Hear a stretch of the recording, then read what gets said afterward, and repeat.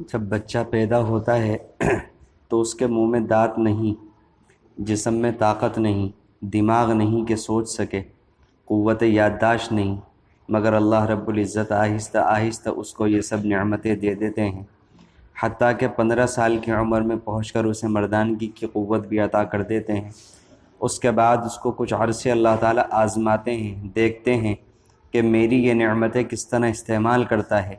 مثلاً آنکھ ملی تھی اللہ کا قرآن دیکھنے کے لیے، اللہ کا گھر دیکھنے کے لیے، اہل اللہ کے چہروں کو دیکھنے کے لیے، جبکہ ہم اس آنکھ کو غلط استعمال کرتے ہیں، معلوم ہوا کہ ہم نے امانت میں خیانت کی۔ زبان ملی تھی اللہ رب العزت کے قرآن کی تلاوت کے لیے، دین کی دعوت دینے کے لیے، خیر کی بات کرنے کے لیے، لیکن اس زبان سے ہم اگر تکبر کے بول بولتے ہیں، غیبت کرتے ہیں، چغلی کرتے ہیں، جھوٹ بولتے ہیں، بہتان لگاتے ہیں، تو اس کا مطلب یہ ہوا کہ ہم اس نعمت میں خیانت کر رہے ہیں، اس کا صحیح استعمال نہیں کرتے۔ اسی طرح باقی نعمتوں کو قیاس کر لیں کہ ان کا غلط استعمال خیانت ہے، اور خیانت کرنے والے سے اس چیز کو واپس لے لیا جاتا ہے۔ اسی طرح اللہ تعالیٰ اپنی دی ہوئی تمام نعمتوں کو بندے سے ایک مدت کے بعد واپس لے لیتے ہیں، جیسا کہ موت آتی ہے تو بینائی چلی جاتی ہے، بولنے کی قوت چلی جاتی ہے، ہاتھ پاؤں کی قوت چلی جاتی ہے، نہ ہاتھ اٹھ سکتا ہے، نہ ہاتھ سے کوئی چیز پکڑ سکتا ہے، کیونکہ یہ نعمتیں اللہ تعالیٰ نے واپس لے لی۔ جب قیامت کے دن بندے کو کھڑا کیا جائے گا تو اللہ رب العزت ان نعمتوں کا حساب لیں گے۔ میرے بندے بتاؤ ان نعمتوں کو کیسے استعمال کیا؟ جو کہے گا اللہ میں نے نظر کو صحیح استعمال کیا تھا، اور اس کے نام اعمال سے ثابت بھی ہو جائے گا، تو اللہ رب العزت اس کو ایسی بینائی عطا کریں گے جو جنت میں انبیاء کا بھی دیدار کرے گی، اللہ رب العزت کا دیدار بھی کرے گی۔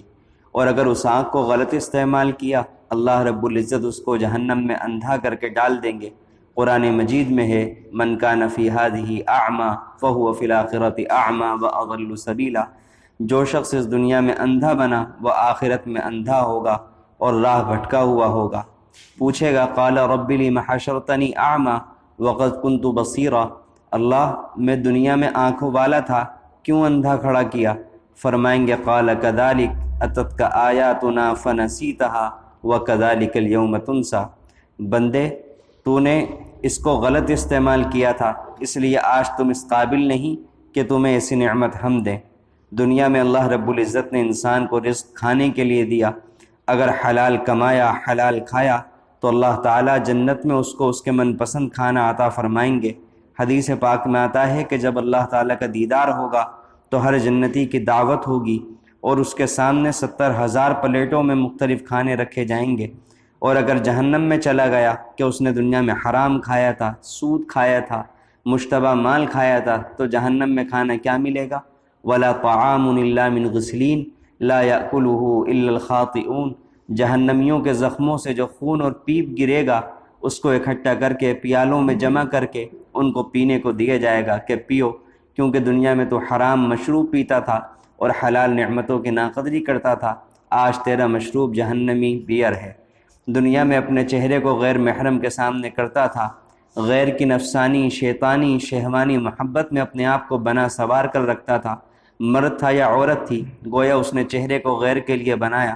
سب سے پہلی بات اللہ تعالیٰ قیامت کے دن چہرے کو دیکھیں گے۔ حدیث پاک میں آتا ہے کہ بعض بندے قیامت کے دن اس طرح کھڑے ہوں گے کہ اللہ تعالیٰ ان کی طرف نظر اٹھا کر بھی نہیں دیکھیں گے۔ ولا ينظر الیہم، قرآن کی گواہی ہے کہ اللہ اس کی طرف دیکھیں گے ہی نہیں، آنکھیں دوسری طرف کر لیں گے۔ اللہ اکبر۔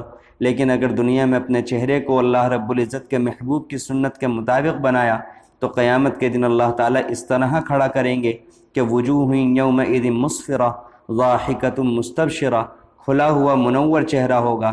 یوم تبیض وجوہ، جس دن چہرہ سفید ہوگا، زندگی میں جو اعمال کیے اللہ اس نور کو اس کے چہرے میں سجا دیں گے، اور اگر دنیا کی زندگی گناہوں میں گزاری تو گناہوں کی ظلمت جس قدر ہوگی اللہ وہ سب اس کے چہرے پر تھوپ دیں گے۔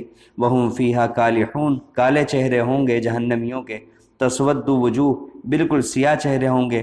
آج تو تھوڑی مٹی کا لگنا پسند نہیں، فوراً چہرہ دھوتے ہیں، لیکن وہاں جب چہرہ ہی کالا کر دیا جائے گا تو پھر کیا ہوگا؟ اللہ تعالیٰ کے یہاں جزاء من جنس العمل کا دستور ہے، یعنی جیسا عمل گناہ کا ہوگا اس کی سزا بھی ویسی ہوگی۔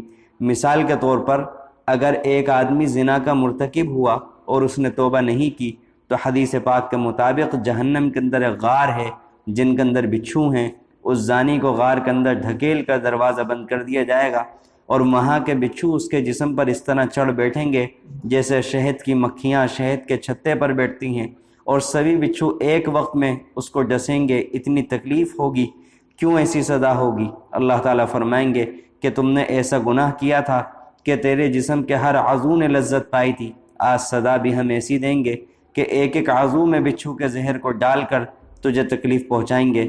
حدیث پاک میں آتا ہے کہ جو غیر محرم کی طرف نظر اٹھاتے ہوں گے جہنم میں جائیں گے تو لوہے کی سوئیاں ہوں گی، جہنم میں گرم کر کے ان کی آنکھوں میں سلائیاں پھیری جائیں گی۔ اللہ رب العزت نے ہمیں جو نعمتیں دی ہیں ان کو اگر ہم صحیح استعمال کریں گے تو وہاں دوبارہ بہتر نعمتوں کے حقدار بنیں گے، اور وہ کیسی نعمتیں ہوں گی؟ اللہ فرمائیں گے وَلَكُمْ فِيهَا مَا تَشْتَهِي أَنفُسُكُمْ وَلَكُمْ فِيهَا مَا تَدَّعُونَ، تمہارے جو جی میں آئے گا کیوں کہا جائے گا؟ اللہ تعالیٰ فرمائیں گے میرے بندے دنیا میں تو نے میری مرضی کو پورا کیا، آج میں تیری مرضی کو پورا کروں گا۔ اللہ تعالیٰ سے دعا ہے اللہ ہم سب کو گناہوں سے بچنے کی توفیق عطا فرمائے۔